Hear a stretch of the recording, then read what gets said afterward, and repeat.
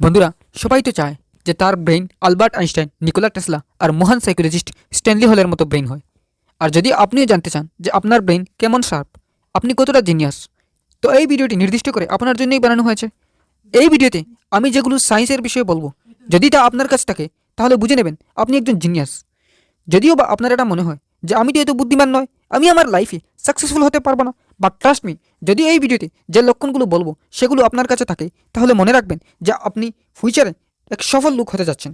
কয়েক বছর আগে ক্যামব্রিজ ইউনিভার্সিটির এক রিসার্চে এমন কয়েকটি সায়েন্স অথবা লক্ষণ পাওয়া গেল যেগুলো দেখলে আপনি সহজেই বুঝতে পারবেন যে কেউ জিনিয়াস লোক নাকি না। আপনি যদি কনফিউজ হন যে আপনি জিনিয়াস কি না, তো আপনি একদম সঠিক ভিডিওতেই ক্লিক করেছেন। এই ভিডিও দেখার পর আপনি জানতে পারবেন যে আপনি এক্সট্রা অর্ডিনারি নাকি শুধু অর্ডিনারি। তো ভিডিওটি পুরো দেখবেন আর শুনুন, ভিডিওতে যাওয়ার আগে এই চ্যানেলটিতে সাবস্ক্রাইব করে রাখবেন। So let's begin. Number 5, A genius likes to read. বন্ধুরা, একটি ইন্টারভিউতে এলন মাস্কের ভাইকে জিজ্ঞেস করা হয়েছিল যে এলন মাস্ক শৈশব থেকে আজ পর্যন্ত এমন কি পছন্দ করেন। এখানে তার ভাইয়ের আনসার হয় he likes to read a lot. Elon Musk যখন টিনেজার ছিলেন তখন 2 থেকে 3টি বুকস একদিনে পড়ে নিতেন। এখানে আমি আপনার সিলেবাসের বুকসের কথা বলছি না, আমি বলছি সেলফ ইমপ্রুভমেন্ট বুকসের বিষয়। যদি আপনিও বুকস পড়তে ভালোবাসেন এবং লাইফের প্রতিটা সময়ে আপনি কিছু না কিছু নতুন জিনিস জানতে আগ্রহী, তো কংগ্রেচুলেশনস, জিনিয়াস মানুষের জগতে আপনাকে স্বাগতম। Number 4, a genius has bigger ring finger then index finger. বন্ধুরা, ক্যামব্রিজ ইউনিভার্সিটির রিসার্চার জন কটস এক রিসার্চে পেয়েছেন যে যাদের রিং ফিঙ্গার ইন্ডেক্স ফিঙ্গার থেকে বড় হয়, অর্থাৎ তর্জনী আঙ্গুল থেকে অনামিকাটা বড় হয়, এমন লোক অন্যদের তুলনায় বেশি সাকসেসফুল, বেশি ক্রিয়েটিভ এবং বেশি ইন্টেলিজেন্ট হয়। তারা বেশি কঠিন সমস্যা সহজেই সমাধান করে ফেলে। আর যদি এই সাইন আপনার কাছে আছে তো বিশ্বাস করুন আপনি একজন জিনিয়াস। আর এই সাইন বিশ্বের 30% মানুষের কাছেই পাওয়া যায়। আজ যতই আপনার পরিস্থিতি খারাপ হোক না কেন, আপনি যতই স্ট্রাগল করেন না কেন, আপনি নিজেকে অন্যদের থেকে কম বুদ্ধিমান মনে করেন, বাট ট্রাস্ট মি, যদি এই সাইন আপনার কাছে আছে তো আপনি একজন extraordinary person. Number 3, a genius likes লানলিনেস।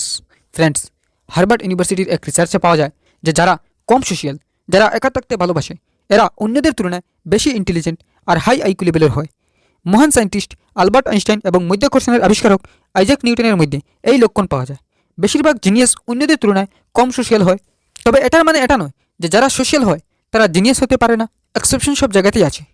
Number 2, a genius likes to stay up late at night.